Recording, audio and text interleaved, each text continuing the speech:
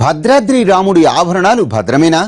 మంత్రం వేసినట్లు అప్పుడప్పుడు రామచంద్రుడి ఆభరణాలు ఎలా మాయమవుతున్నాయి, మళ్ళీ వాటంతటవే ఎలా ప్రత్యక్షమవుతున్నాయి?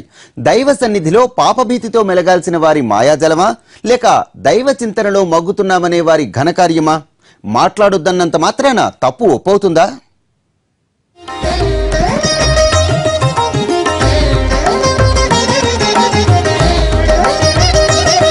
అక్కడేం జరుగుతుందో ఎవ్వరికీ అర్థం కావటం లేదు. అత్యంత విలువైన వస్తువులు మాయమైపోవడం, అంతా చెవులు కోరుకుంటుండగా రాత్రికి రాత్రి ప్రత్యక్షమవడం చూసి శ్రీ రఘురామ కనవేమిరా అంటూ రాగాలు తీయడం తప్ప ఎవ్వరూ ఏమీ మాట్లాడలేకపోతున్నారు.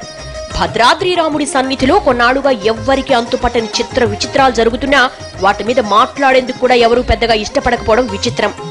చేసేది చేస్తూనే తప్పు తప్పంటూ లెంపలేసుకుంటున్నారు. జరిగేది జరుగుతున్నా మాట్లాడితే అనర్థమన్నట్లు వారిస్తున్నారు. దీంతో దర్శనం చేసుకుని తమదారిని తాను వెళ్లిపోయే సామాన్య భక్తులకు కూడా భద్రాద్రి పుణ్యక్షేత్రంలో అసలేం జరుగుతోందో అన్న అనుమానం వస్తోంది.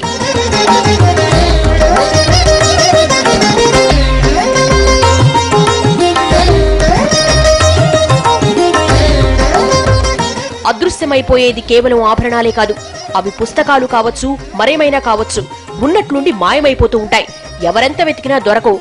కానీ అదేమిటో కొన్ని గంటల తర్వాత లేదంటే కొన్ని రోజుల తర్వాత వాటంతటవే మాయమైన చోటే మళ్లీ అసలేం జరగనట్లు ప్రత్యక్షమవుతూ ఉంటాయి.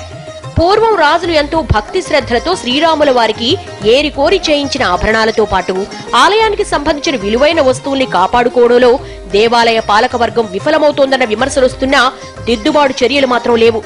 ఓసారి జరగరాందేమన్నా జరిగినా మళ్లీ అలాంటిది చోటు చేసుకోకుండా జాగ్రత్త పడాల్సిన పాలకవర్గం అవన్నీ మామూలే అన్నట్లు తేలిగ్గా తీసుకోవడం అనుమానాలకు తావిస్తోందంటున్నారు.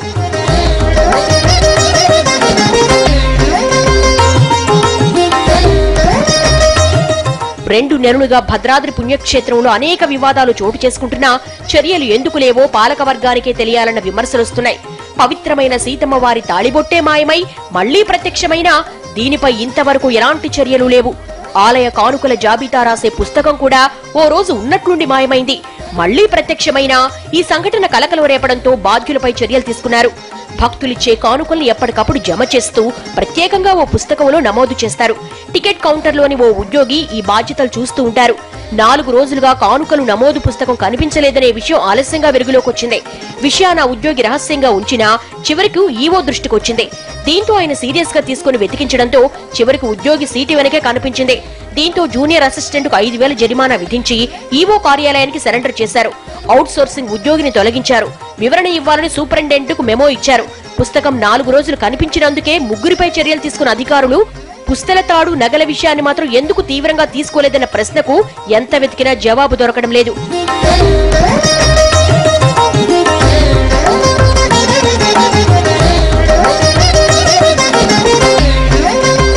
సీతమ్మవారి పుస్తలతాడు కనిపించకుండా పోయిన ఘటన తీవ్ర కలకలం రేపింది. అర్చకులంతా వెతికినా కనిపించని ఆభరణాలు 9 రోజుల పాటు అదే చోట ప్రత్యక్షమయ్యాయి. భక్తుల మనోభావాలను దెబ్బతీసిన ఈ ఘటనలో అర్చకుల పాత్ర ఉందని స్పష్టమైనా దేవాదాయ శాఖ అధికారులు ఎందుకు చర్యలు తీసుకోలేదు అన్నది అందరికీ సందేహమే. ఆభరణాల మాయం ఇది మొదటిసారి కాదంటున్నా దీనిపై ఆరా తీసిన వారు లేరు. ఆభరణాలు పోతున్నాయి, తిరిగి వస్తున్నాయి.